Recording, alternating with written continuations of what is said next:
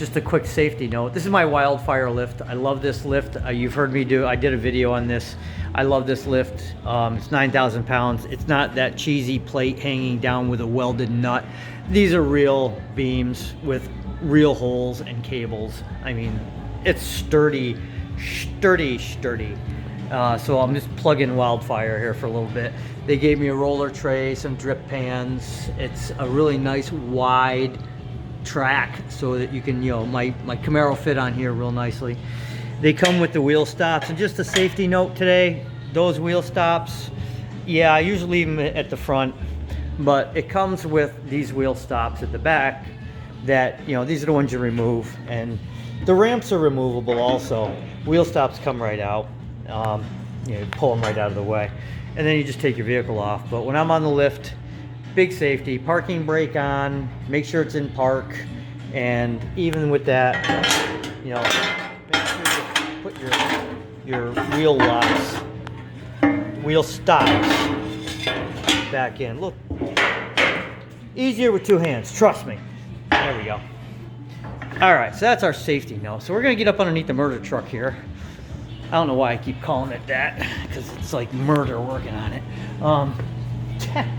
That's not true. Let's get some light here. A little unprepared, I'm sorry. Okay, so what we got to do to get those blanks out and install our fog lights is we got 4 nuts. I've already taken out 2 of them, and they are T40 nuts. And there's one way up there in the corner, and it looks like it'd be a tough one to get to. Actually, you can get to it from this side real easy. So we're gonna pop out the rest of those bolts, get those blanks out, and we'll move on to the lights. Okay, so we got the old ones out, and they got this nice big hole. I did get one of the other ones in, so now you can kind of see how much better that really looks with those lights in there than that black spot. So these are really nice lights. They fit really great.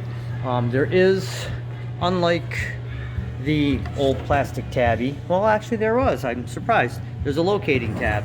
So I wanted to let you know that when you go to put this in, mind the locating tab, make sure you get it in place. Don't try to force, if that's off center and you try to force the bolt in, it'll reach and start to thread, and you'll break that tab off, so be careful. The other thing too is the connectors. So you got to be mindful of what you're buying, because if you purchase LED lights, some of these lights come with a bulb that has this angle, and so you want to use the straight connector so that it hangs down because of frame clearance. Some of these come with a bulb that has, the connector sticking straight out, and they sell one of these that's, basically an angle connector, and you want to buy the angle connector for that application. That's basically a couple things to watch out for. I'm getting up inside, and you can see it fits really nicely inside here.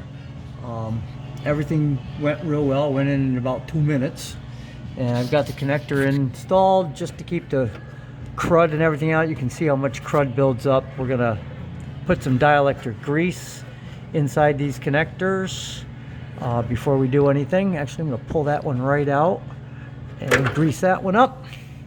And I may put a wire tie on this flimsy bit here just to hold it.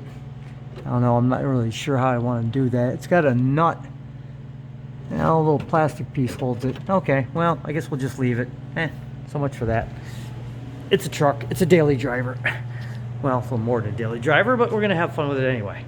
So there's that application, and we'll get into the wiring in another video. That's gonna be a little more involved. There's some tricky stuff going on, and we'll follow up on this with that.